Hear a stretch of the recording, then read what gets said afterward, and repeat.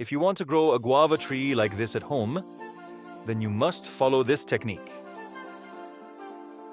First, you need to select a healthy, vigorous guava branch of good variety.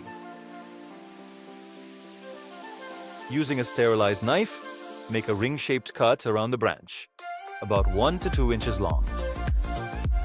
Gently remove the green layer of tissue beneath. Then wash the branch thoroughly with water. Now, take an onion and apply onion juice on the cut area. Onion juice is a natural rooting hormone. Now take black polythene and cover the cut area with polythene. Black polythene. Polythene can block light, which can be beneficial for root development. Roots typically grow in darkness.